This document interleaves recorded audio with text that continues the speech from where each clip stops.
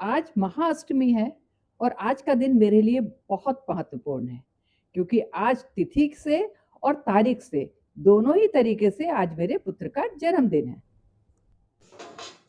Hello, welcome to Yamini cook series. तो चलिए प्रसाद बनाते हैं। तो आज की शुरुआत करते हैं प्रसाद बनाने से, महाअष्टमी की। और यह प्रसाद जैसा हमारे यहाँ बनता है मैं वैसा ही बना रही हूँ। महाअष्टमी के प्रसाद में मुख्य रूप से अठवाई और हलवा बनता है। अठवाई का मतलब छोटी छोटी नन्ही नन्ही 8 पूड़ियाँ और उसके साथ हलवा आटे का। अठवाई मतलब नन्ही नन्ही छोटी छोटी पूरियां।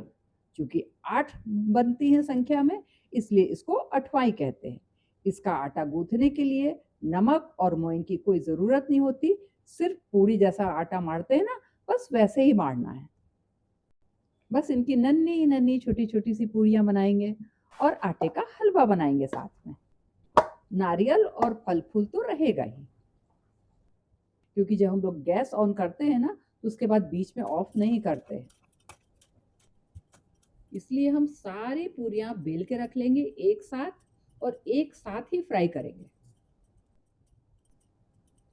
कई सालों के बाद ऐसा संयोग आया है कि मेरे पुत्र की जन्म तिथि और जन्म तारीख दोनों ही आज ही है। माता वरानी से मैं उसके उज्जवल भविष्य की कामना करती हूँ। ये अष्टमी का जो प्रसाद बनता है ना, उसमें कुछ स्पेशल नहीं है, लेकिन स्पेशल ये तब हो जाता है जब माता रानी को इसका नैवेद्य लगाते हैं ना, तो सच में उसका स्वाद बहुत ही अलग होता है। इसमें किसी भी तरीके का मेजरमेंट नहीं लगता, लेकिन जब ग्रहण करते हैं ना इस प्रसाद को, तो इसका स्वाद लाजवाब होता है। एक साथ सारी पूरियां बेल के रख दी है।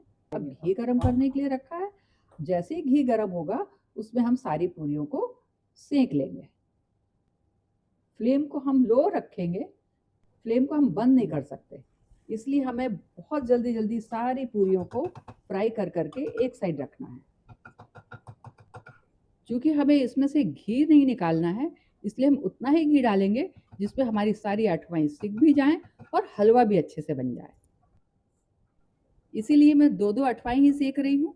जब सारी अठवाई सिक जाएंगी तो बचे हुए घी में ही हलवा बनेगा।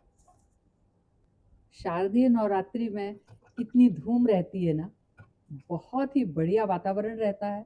और माता रानी हम सब पर कृपा बनाए रखे, यही मेरी कामना है। सारी पूरियां इसी तरीके से सेक के रख ली हैं। अब हमको उसी कढ़ाई में जल्दी से आटा भूनना है। बहुत जल्दी जल्दी ये काम करना है, क्योंकि कढ़ाई बहुत तेज रहती है, अदरवाइज आटा बिल्कुल जल जाएगा। फ्लेम को बिल्कुल लो रखना है और तब तक भूनना है जब तक इसमें अच्छी खुशबू ना आने लगे। और फिर अब हम इसमें डालेंगे शुगर। शक्कर अपने स्वाद अनुसार ही डालें और फिर इसके बाद थोड़ा सा चलाना है और कंटिन्यू थोड़ा थोड़ा सा पानी डालते जाना है और स्टर करते चले जाना है। थोड़ा थोड़ा पानी डालें, स्टर करते चले जाना। बस इतना ध्यान रहे कि हलवा में लम्स बिल्कुल ना पड़े और पानी उतना ही डालें जिसमें हमारा हलवा बहुत अच्छे से बन जाए और उसकी कंसिस्टेंसी जो है बिल्कुल हलवे जैसी हो। उसके बाद भी उसको थोड़ा सा भूंजना है। बस ये देखिए कितना बढ़िया हलवा बनकर रेडी हो गया है ना।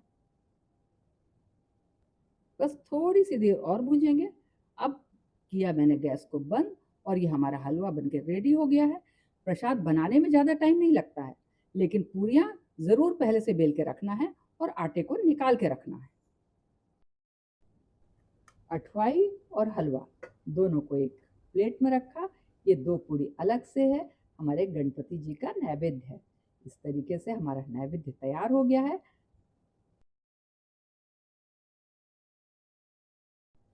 मेरी पूजा की थाली लग चुकी है। नारियल, फल, फूल, मिठाई, ये सब मैंने एक थाली में जमा लिया है। मैंने जो नैवेद्य बनाया है वो भी रख लिया है और अब मैं चली पूजा करने के लिए। निर्विघ्न तरीके से मेरी पूजा बहुत अच्छे से संपन्न हो गई है।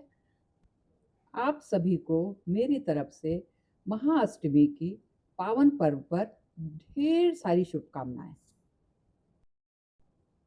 माता रानी सबको आशीर्वाद दे और सबको स्वस्थ रखे। यही मेरी उनसे कामना है। और साथ ही आप भी मेरे पुत्र को आशीर्वाद दें। मेरा चैनल लाइक करें, सब्सक्राइब करें, शेयर करें। Thank you, thank you, thank you.